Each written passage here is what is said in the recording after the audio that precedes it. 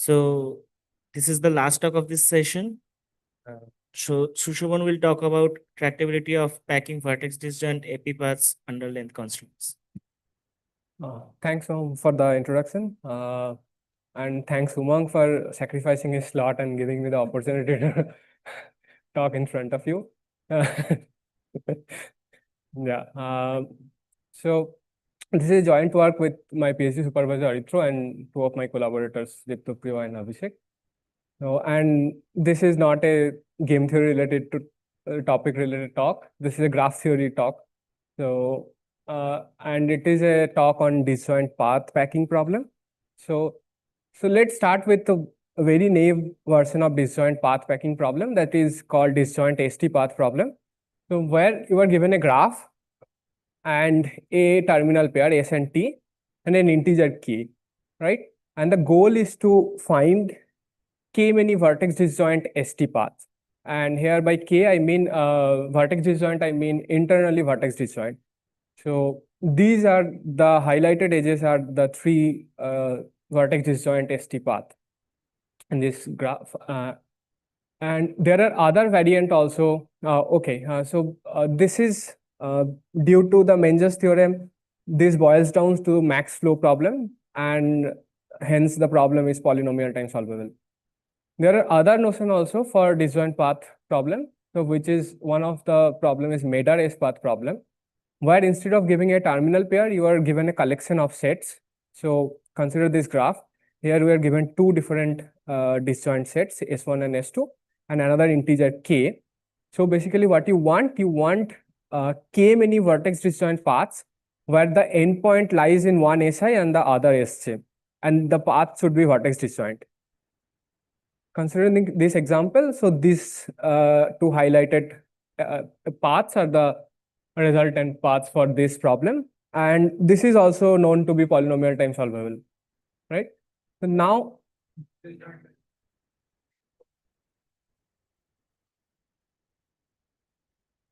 sorry, I didn't get this one. Like this.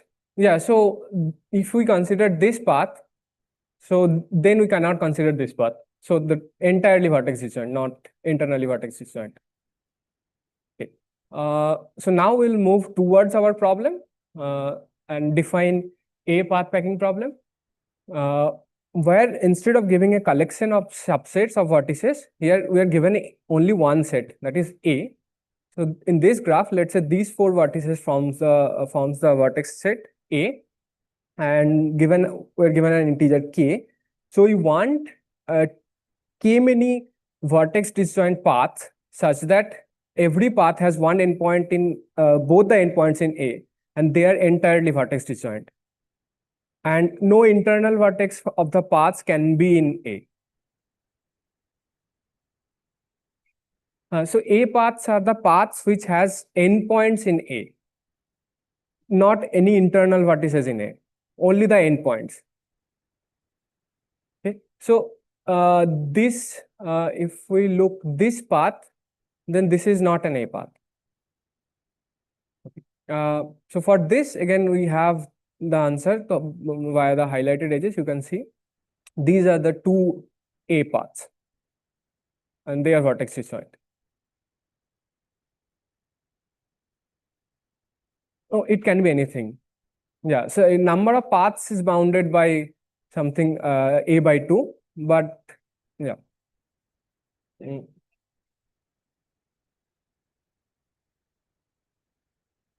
Yeah, this. Yeah, exactly. Yeah. Okay. So one thing to note here, that is this is a special case of Madar S path problem. Why? Because if you consider every vertex in A as a singleton subset, then this is exactly the same as Madar S path problem, right? And hence this A path is also polynomial time solvable. But what happened in 2011, Golovak and Thilikos introduced a variant of disjoint ST path problem with length constraints, where they want each ST path of length at most L. So here you cannot pick any ST path, but the length of each ST path is bounded by some integer L. And interestingly, this problem becomes hard. Although the disjoint ST path problem was polytime solvable, but this problem becomes hard. And going into this line of research, a few years back, Belmonte et al. Introduced a variant of A path packing problem with additional length constraint. So let's look at this problem with a length constraint. Here, again, we are given a graph, a subset A, and instead of one integer, here we are given two integers, one for path, number of paths, and one for path length. And here by path length, I mean the number of vertices in the path. So when L equals to 3, so earlier when only K equals to 2 was given, but when you introduce the path length variant, this becomes no instance because there is only one vertex disjoint A path of length 3, right?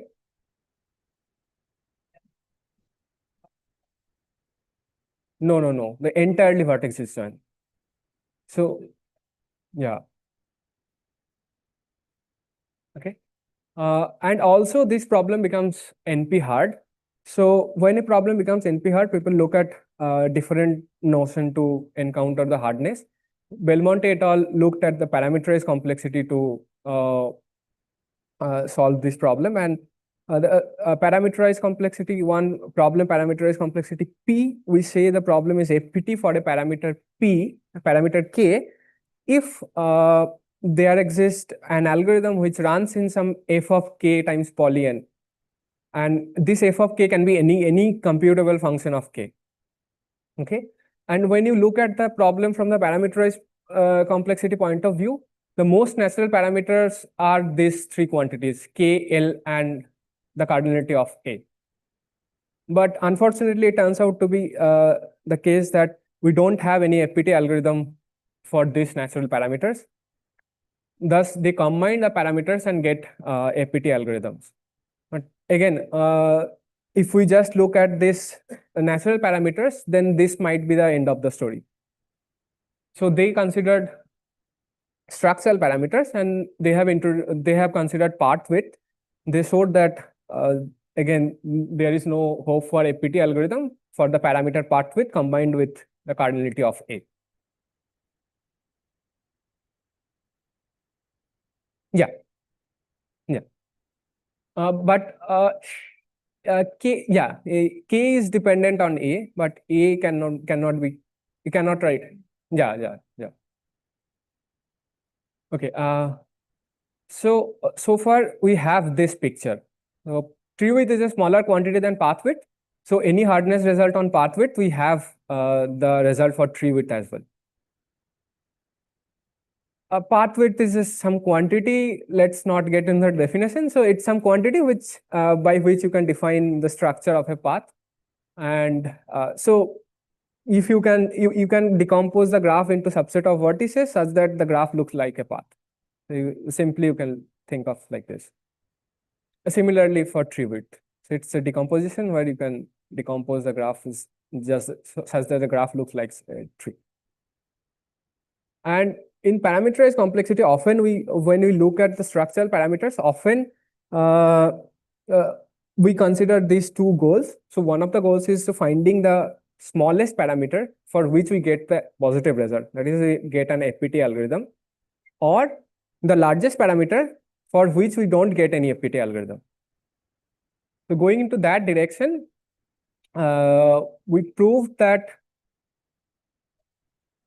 the problem for parameterized by DTP along with the size of A, the coordinate of A, there is no hope for a FPT algorithm. And DTP is the size of the vertex set given a graph, which you need to delete such that the resultant graph is a path. So for most of the graph classes, DTP is a very, very large parameter. So you are deleting almost everything except one path.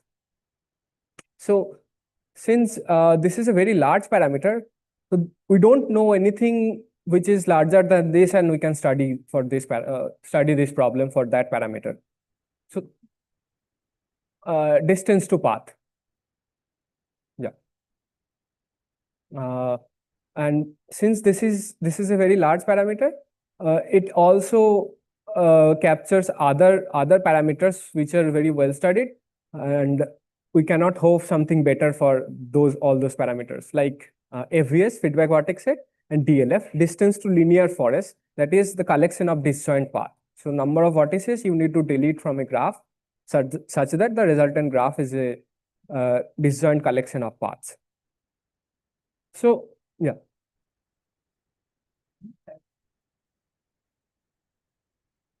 No. Yeah. Yeah. Okay. So this seems like, again, if we consider this line, then it might seems like this is end of the story because we don't know anything larger than this. So we had to look at some other parameters which are not comparable with this set of parameters, but is of independent interest. And we considered then CVD. CVD is a cluster vertex deletion set. So the number of vertices you need to delete from a graph such that the resultant graph is a disjoint collection of cliques. Okay.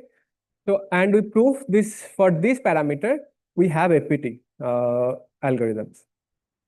Since cluster vertex deletion number is smaller than the vertex cover, thus we have the APT result for vertex cover plus cardinality of A as well. But these gray lines are the gray part in this scenario. So we don't know what are the parameters here or here we should look after and get something better or some dichotomous result, right? So far so good. Okay. Now in this talk, the rest of the talk, I will try to give a sketch of this result where we show that we don't have any hope for APT algorithm for this parameter. And we will prove this using randomized ETH, which says that there exists a constant C for which such that there is no randomized algorithm which can solve 3 SAT in O star to 2 power Cn time with some bounded error probability. And by O star, I mean it hides the polynomial on the polynomial factor on the input size. Okay. Again, then under ETH, due to these two papers, we have that there is no randomized algorithm for k independent set on 2 interval graphs in FPT time. So no FPT randomization with good error probability.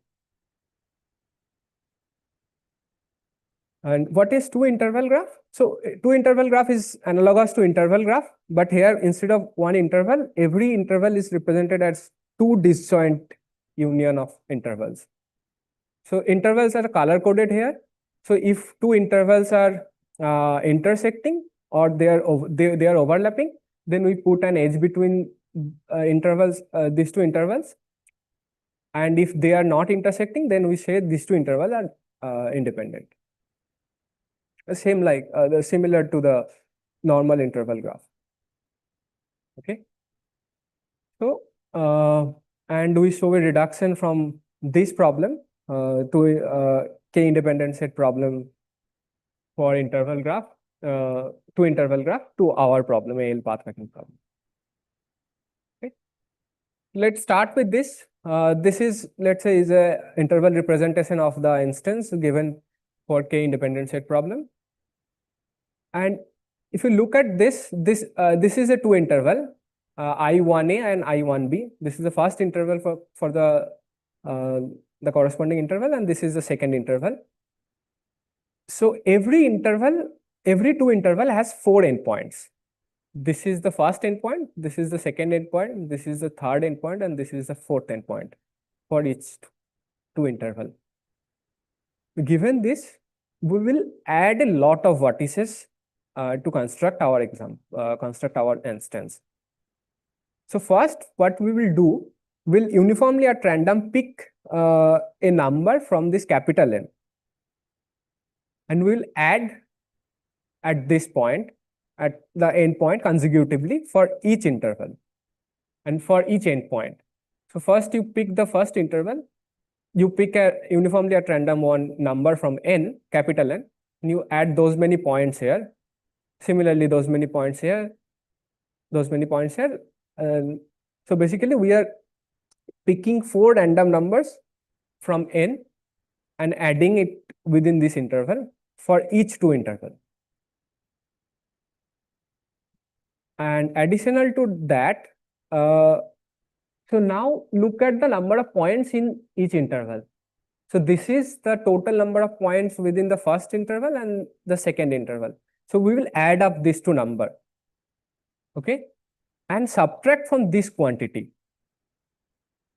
And we will add those many numbers here. We'll say this is a chunk of vertices or a cluster of vertices. For each 2 interval, we'll do the same process. We'll add those many numbers. Okay. And in between 2 chunks, 2 consecutive chunks, we'll add a large number of consecutive vertices or points. Okay. So this blue cross vertices, they are basically separating these 2 chunks of point, any 2 consecutive chunk of point. And we'll make all those consecutive vertices adjacent. So this will become our path.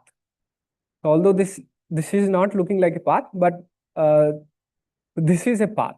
Okay. And now we are left with the modulator part. And for the modulator part, what we'll do, we will add a quad A, B, C, D, and we will add k many such quads. This will form the modulator. And within this, AI and DI, they are forming the subset A, for which we are looking a path packing problem. Now comes to the edge thing. So we have to put the edges between the modulator and the paths. So as I said that every 2 interval has 4 endpoints, first, second, third, and fourth. And if you consider this is the first, this is the second, this is the third, and this is the fourth, then we'll make them corresponding vertices adjacent to that. So A is adjacent to the first vertex for the first interval, the second vertex, second endpoint of the interval, the third, C is adjacent to the third endpoint of the 2 interval, and D is adjacent to the fourth endpoint of the interval. And we'll do that for every AI and every interval. It will look like this. So additional to that, every BI is adjacent to the first vertex for each chunk. And every CI is adjacent to the last vertex in each chunk. So we have this construction. Is it okay? Okay. Now, we will try to find how any AL path in this scenario, how it will look like. So look, okay, so before going into the characterization of AL path, we fix the L as 4NN plus 4. So this is something larger than 4NN. And we know we have drawn something from capital N here for every all the 4 endpoints. So with high probability, we know the number of vertices here is smaller than this quantity. Thus, it must contain something from this CIs. And if it contains something from CIs, since we are looking for a path, every path has this component, B to this CI and then C.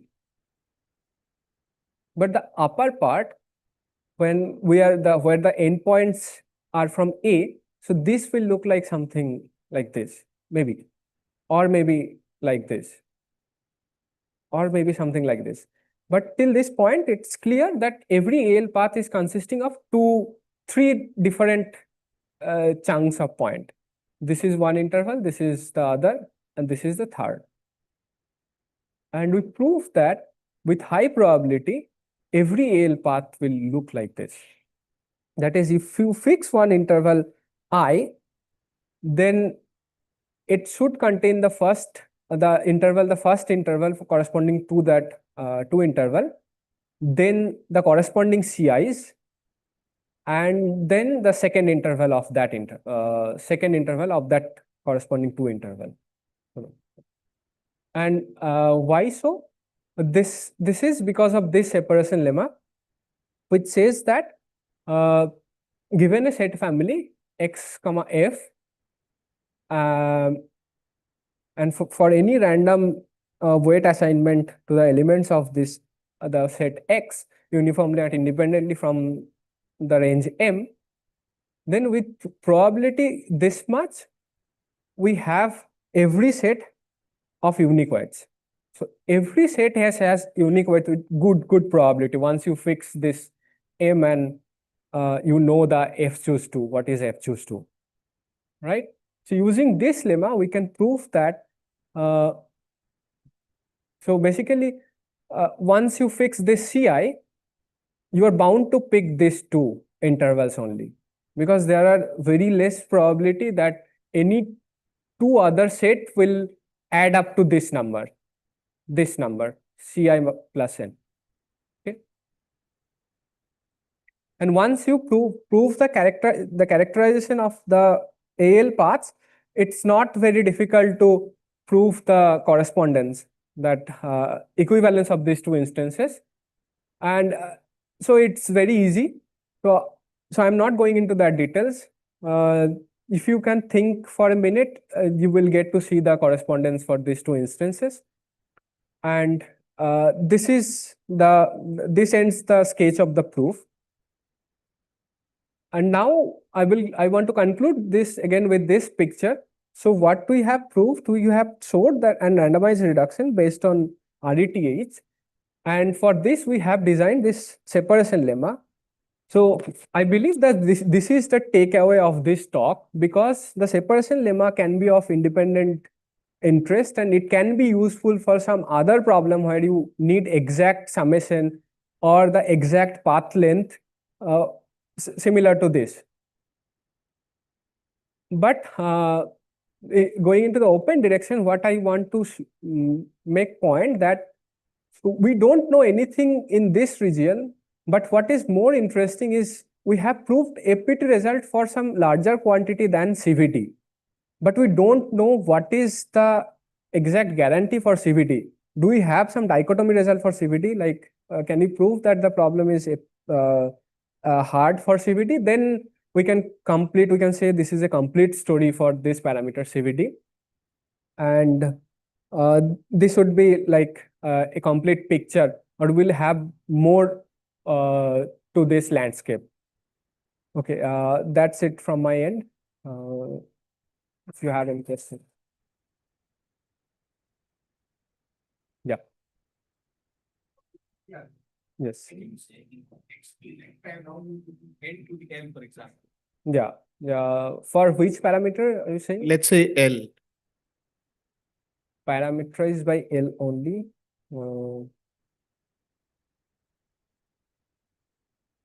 Can you do N to the L, for example?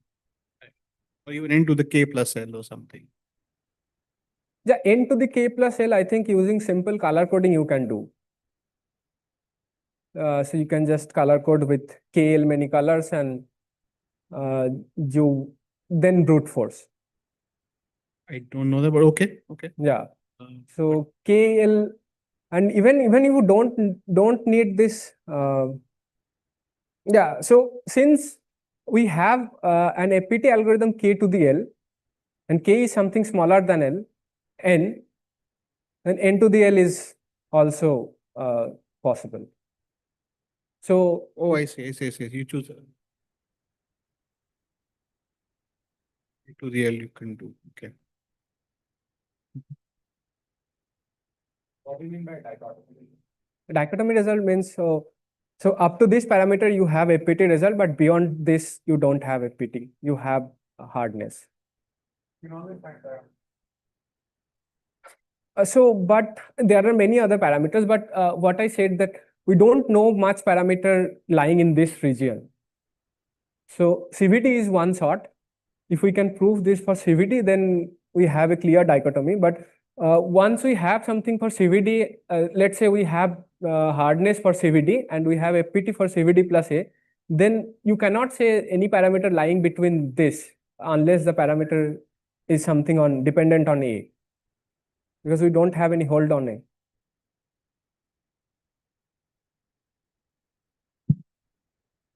Twin cover, no, we have Little not bit considered. easier than CVD because you have the additional property that all the clique Right, vertices have the right, same right. label.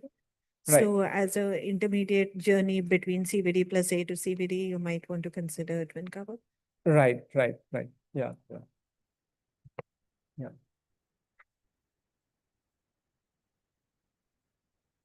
So, any more questions?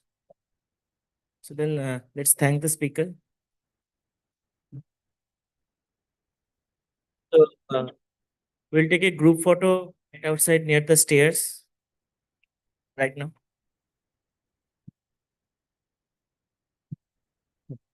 Dichotomy is for known parameters, it's not a.